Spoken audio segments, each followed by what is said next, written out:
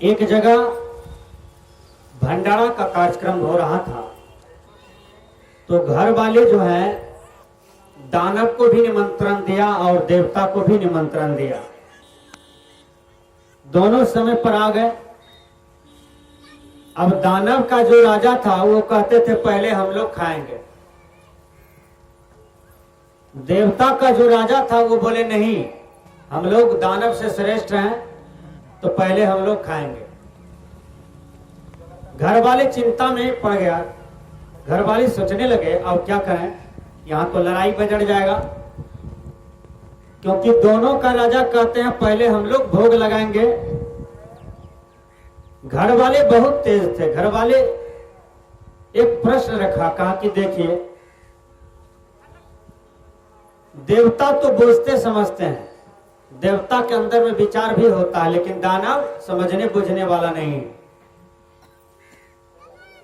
आज कोई किसी की हत्या कर देता, लेकिन जो हत्यारा होता है उसके अंदर में यदि समझ हो जाए तो वो एक भी न मछली को मारेगा, न बकरी को मारेगा, न मनुष्य को मारेगा, केवल समझ आ जाए। वह दानव है, वह राक्षस है, इसलिए तो हत्या करते हैं कोई कोई जीव का। और एक बात हमेशा याद रखिए, हत्या का बदला देना पड़ता है। आप निरपराध एक चींटी को मार दीजिए, आपको चींटी जोनी में जाकर के बदला देना पड़ेगा। आपके साथ कोई अपराध नहीं किया है, आपने यदि किसी भैंस को मार करके खा लिया, किसी गाय को मार करके खा लिया, किसी बकरी को मार करके खा लिया,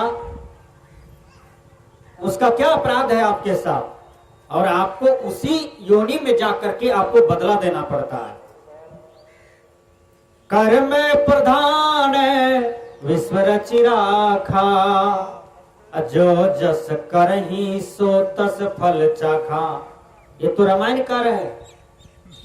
कबीर साहब भी ने कहा, जस रे किए हो तस पाए हो रमैया राम, हमरे दोष का देहो हो रमैया राम।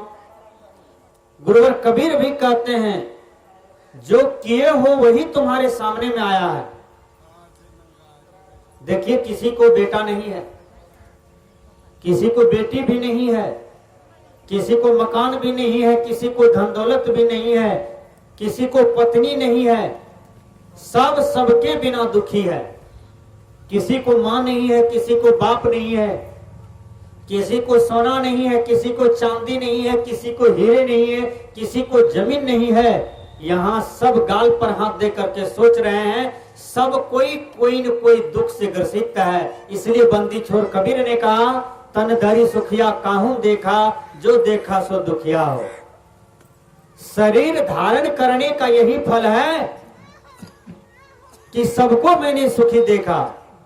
संस्कृत के विद्वान एक जगह कहते हैं, सर्वैव दुखम विवेकिना, विवेकियों के लिए सब कुछ दुख ही दिखाई पड़ते हैं। लोग सोचते हैं अब मैं जवान हो गया हूं, चलो भाई जवानी दुख ही सही हो। जीवन में कभी सुख नहीं मिला, जीवन भर दौलत कमाया, दौलत नहीं हुआ, अब सोचता है कि जवानी तो बीती जा रही है, शादी कर लेंगे तो सुख हो जाएगा। शादी किया, पत्नी आई और दुगना दुख बढ़ गया।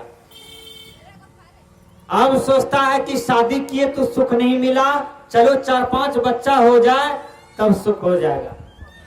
अब देखिए वो तो दुगना दुख था, अब 4 दुख हो गया। 4-5 बच्चा हुआ, सुख की कामना था, लेकिन दुख पर दुख बजरते जा रहा है। अब 4-5 बच्चा बढ़ गया, सब अपना अपना मति दिमाग का हो गया, सब अपने अपने ढंग से चलने लगा। अब और दुख बजर गया, माता पिता की बात ही नहीं सुनते हैं, अब और दुख बजर गया। देखिए आप बूढ़ा बूढ़ी हो गए, दांत टूट गया, आंख में मोतियाबिंद हो गई, केस पक गया, दाढ़ी बाल पक गए, पेट गड़बड़ रहता है, हाथ कांपता है, पैर थर थर कांपता है। अब और दुख बजर गया। बोलिए, जिंदगी में कभी सुख मिला? नहीं मिला। सुख खोजते रह गया लेकिन सुख नहीं मिला सजना। इसलिए कबीर साहब ने सोच विचार करके कह दिया, तन धरि सुखिया काहू देखा, जो देखा सो दुखिया हो। कहा गिरही बैरागी सबको दुखिए देखा। भाई तो सुखी कौन है? सुखी कौन है? कहीं कबीर तीन बहुत सुखिया है। सुखी कौन है? कहा जो अपने स्वरूप को जान करके स्वरूप में प्रतिष्ठित है वह सुखी है। मतलब अपने रूप में मस्त है। वह रूप क्या है? आपका आत्मा का रूप, वह आपका स्वरूप का रूप। इसी को संस्कृत के विद्वान कहते हैं अजरहम, अमरहम, अखंडम, अनुपम। मतलब आपका जो स्वरूप है वह अजर है, वह अमर है, वह अखंड है, वह अविनाशी है। वो आपके ही तन मंदिर में बैठा हुआ है, वो आपके ही घट मंदिर में है। वही आपका स्वरूप है, उसी में मस्त रहिए। ये संसार में जो कोई भी रूप देखते हैं, चाहे वो मकान का रूप रहे कि जमीन का रूप रहे कि वह किसी मनुष्य का रूप रहे, वह झड़ जाता है। झड़ता है ना। बच्चा में देखिएगा कोई रूप है, जवानी में फिर दूसरा रूप है, बुढ़ापा में दूसरा रूप आ गया, मरने के काल में फिर तीसरा रूप आ गया। तो रूप एक समान रहा? नहीं रहा, वह परिवर्तन होते चला गया। इसलिए मैंने कहा कि देवता और दानव का पहचान कैसे होता है, पहले इसको हम लोग जाने। तो घरवैया बड़ी चतुर था। घरवैया कहते हैं कि देवता तो विचार करते हैं, देवता समझदार है। तो इससे बढ़िया है कि देवता को हम बुझा समझा दें और पहले दानवे को हम खिला देते हैं। तो दानव को कह दिया कि आप लोग को पहले खिलाएंगे, देवता को बाद में खिलाएंगे। अब तो देवता सब कूदने फानने लगा। चलो भाई, हम लोग बड़े हैं, हम लोग होशियार हैं, हम लोग तेज हैं, इसलिए तो हम लोग को पहले अब भोजन करा रहा है। देवता को हम लोग पीछे कर दिए। दानव नाच करने लगा, खुशी से झूमने लगा। तो घरवैया कहता है कि एक शर्त है। का वो क्या?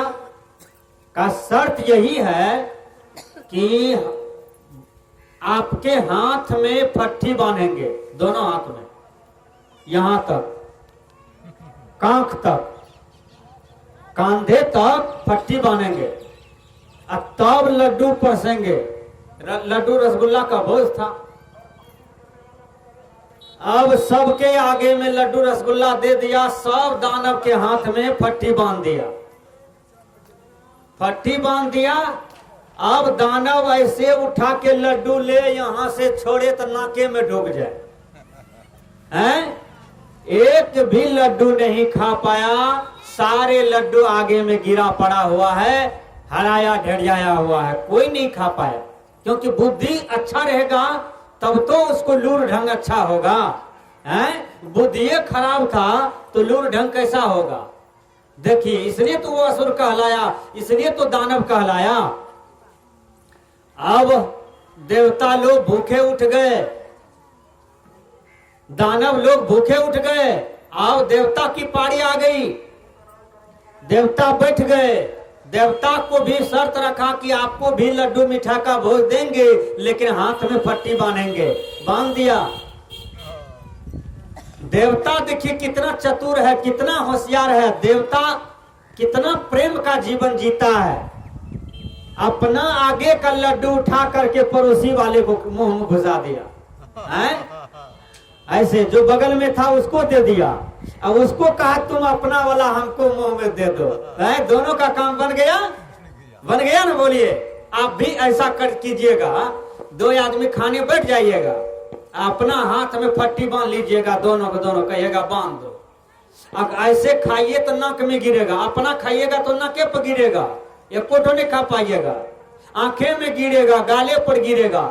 अब बगल वाले आपको खिला देगा, आप उनको खिला दीजिएगा बढ़ा बढ़ा के, तो दोनों का पेट भर जाएगा, काम भी बन जाएगा।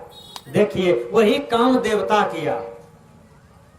तो कलयुग किसे कहते हैं? कलयुग उसको कहते हैं जहां माँ बेटा में प्रेम ना हो, बाप बेटा में प्रेम ना हो, गोतनी गोतनी में प्रेम ना हो, पड़ोसी पड़ोसी में प्रेम ना हो, गुरु शिष्य में प्रेम ना हो। इसी को तो कलयुग कहते हैं भैया। सतयुग उसको कहते हैं जब आपके घर में प्रेम आ गया, परिवार में प्रेम आ गया, समाज में प्रेम आ गया, आपके अंदर में प्रेम उपज गया, इसी को सतयुग कहते हैं भैया।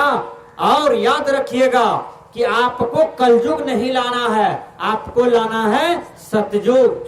अभी आप लोग कहाँ बैठे हैं? आप लोग सत्संग में बैठे हैं। आप सतलोक की तैयारी कर रहे हैं, आप सतयुग की तैयारी कर रहे हैं कि यदि इस दुनिया में कहीं गड़बड़ हवा चल रहा है तो ये हमारे साहब जी जो सत्संग करवा रहे हैं, ये कितना बड़ा पुण्य का भागी आज बने हैं पूरे परिवार, कि अपनी माता के उपलक्ष्य पर पूर्णिया से संत महात्मा को बुला करके और अपना आस्था को प्रकट कर रहे हैं। कितना बढ़िया समाज में ज्ञान की बातें कर रहे हैं। तो आइए